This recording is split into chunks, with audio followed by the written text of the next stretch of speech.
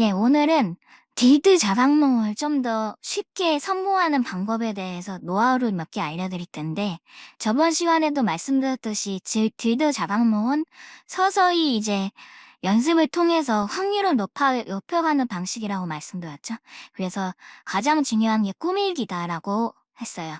꾸미기를 쓰게 되면은 꿈을 쓰는 횟수도 늘어나고 자각을 하는 횟수도 점점 높아지게 되는데, 이 꾸미기를 쓸 때는 그냥 쓰는 것이 아니라 후기에다가 반드시 내가 꾼 꿈에서 비현실적인 부분들이 뭐였는지를 체크하고 거기에 대해서 다음번에 이런 비현실적인 부분을 보게 되면 꾸민 거를 자학해야 된다라고 스스로에게 계속 암시를 거는 그 후기를 작성해야 되거든요. 예를 들어서 만약에 뭐 꿈에서 초록 색깔 오리가 나타났다고 해볼게요.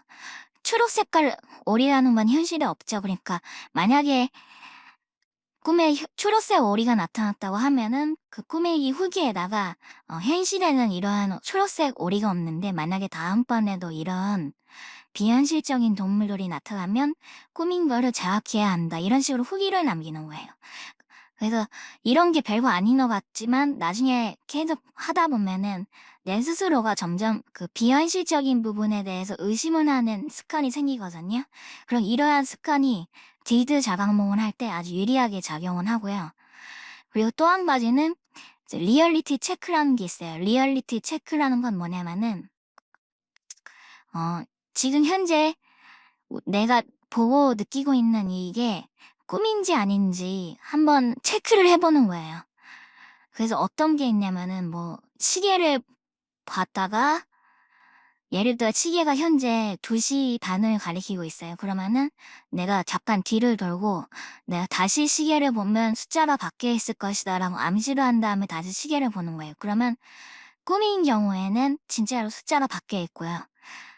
꿈이 아닌 현실이라면 당연히 그대로 2시 반으로 돼 있겠죠. 그래서 이런 거 별거 아닌 것 같지만 이것도 하루에 한 최소 10번 이상씩 계속 습관을 들이는 거예요. 그렇게 되면은 꿈속에서도 리얼리티 체크를 하게 되고, 그러면은 그 순간에 그 꿈인 거를 알아차리게 되는 거죠. 제가 자주 했던 리얼리티 체크 방법은 뭐가 있었냐면, 손가락을 뒤로 꺾는 게 있어요. 검지나 새끼손가락 이런 거를 이렇게 뒤로 꺾으면서 암시를 거는 거죠. 이 손가락을 뒤로 꺾으면 이 손가락이 손등까지 닿는다. 이렇게 암시를 거는 거예요. 현실이라면 절대 제 손가락이 그렇게 유연하지가 않기 때문에 손등까지 손가락이 닿을 일이 없거든요. 근데 꿈속에서는 그렇게 암시를 하면서 손가락을 뒤로 꺾으면 항상 손등까지 손가락 끝이 닿았어요. 그래서 다음에는 이건 꿈이다. 이렇게 생각을 하도록 연습을 했고, 이걸 하루에 10번 이상씩 깨어있을 때도 항상 했어요. 그렇게 되면 이제 이게 습관화되면서 꿈속에서 자연스럽게 이 리얼리티 체크를 하게 되거든요. 근데 이 리얼리티 체크라는 거는 방법이 굉장히 많습니다. 시계 보기 제가 아까 말씀드린 것도 그렇고, 손가락 뒤로 꺾기도 있고, 심지어는 뭐 손가락을 반대의 손으로 왼손 손바닥을 오른손 검지로 이렇게 뚫는 리얼리티 체크도 있어요. 현실이라면 당연히 뚫리지 않겠지만 꿈속에서는 뚫린다 암시하면 진짜 뚫리는 그런 리얼리티 체크도 있고요. 다양한 게 있는데 제가 제일 추천하는 거는 사실 손가락 뒤로 꺾기가 제일 좋다고 생각해요. 왜냐면은 도구가 필요 없거든요. 어떤 상황에서든 내가 그 리얼리티 체크를 할 수 있어요. 시계 리얼리티 체크만 해도 주변에 시계가 있어야지만 할 수 있는데 뭐 내가 손목시계를 항상 하고 다니는 성격이라면 상관은 없겠지만 그게 아니라면은 언제 어디서든 항상 할 수 있는 거는 손가락 뒤로 꺾기가 제일 좋고 시간도 금방 걸려서 제일 좋아요. 그래서 저도 초반에는 이 손가락 뒤로 꺾는 리얼리티 체크로 많이 도움을 받았어요. 물론 나중에 가면 이런 거는 필요가 없어집니다. 어느 정도 감각이 생겨서 자각몽을 꾸는 횟수, 그러니까 딜드 자각몽을 성공하는 횟수가 점점 높아졌다라고 하면 그 다음부터는 이런 리얼리티 체크 없이도 바로 꾸민 거를 자각하게 됩니다. 그치만 이제 거기까지 그 단계까지 가기 전에 초반에는 이게 상당히 도움이 많이 돼요. 그리고 이제 몇 가지 좀 더 팁을 드리자면 꿈을 자각하고 났을 때 맨 처음에 초보자들은 꿈을 딱 '아 이거 꿈이구나.'라고 자각했을 때 굉장히 그 흥분감을 감추지 못합니다. '아 내가 드디어 꿈인 걸 자각했다. 드디어 자각몽이다.' 막 하는 그 흥분감이 너무 강해져서 자각을 하고 나서 몇 초 안 있다가 꿈에서 깨버리는 현상이 많이 일어나요. 그래서 항상 그 염두를 해 둬야 될 게 '꿈인 거를 자각했다고 해서 너무 흥분하지 말라.' 요게 제일 중요하고 그냥 자연스럽게 받아들이는 게 중요합니다. 그래서 꿈인 걸 자각하더라도 항상 내 마음을 잘 컨트롤해서 덜 흥분하고 가야 된다. 이것도 한번 유의하시는 게 좋고요.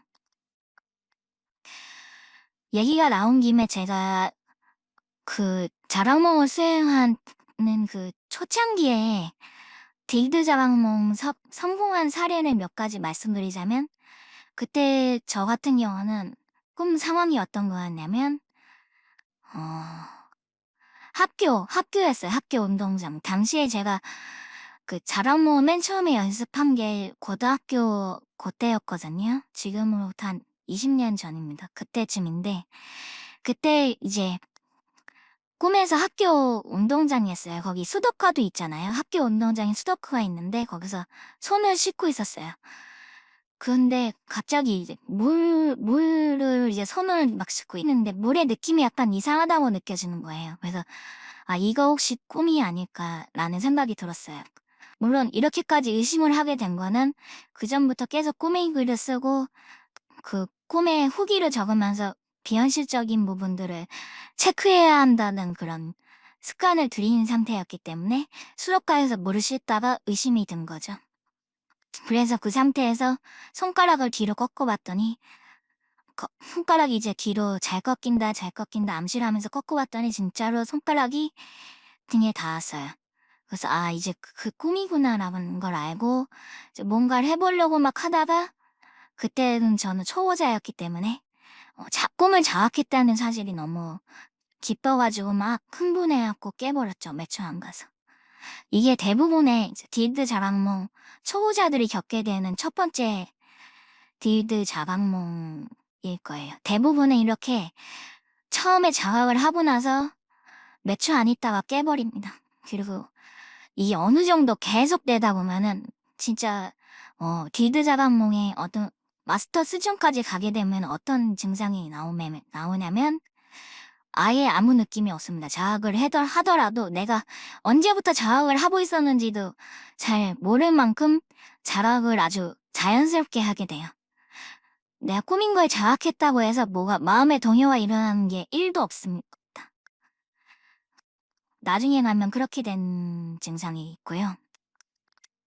그리고 이게 딜드자락몽이 엄청 심해지게 되면 어떻게 해야 되냐면은 일반 꿈이 없게 돼요, 거의. 일반 꿈이 없고 맨날 꿈을 꿀 때마다 무조건 자각몽이 돼요. 저 같은 경우도 그런 시기가 있었어요, 한때는. 다행히 이제 군대를 갔다 오면서 조금 이제 중간 정도 그게 됐는데 자각몽만 무조건 꾼다고 해서 좋은 건 아니더라고요. 일반 꿈도 어느 정도 꿔줘야 거기서 이제 나한테 필요한 예지몽을 꾼다거나 이런 경우가 있기 때문에 맨날 자각몽만 꾸는 것도 좋지는 않더라고요. 제 경험상.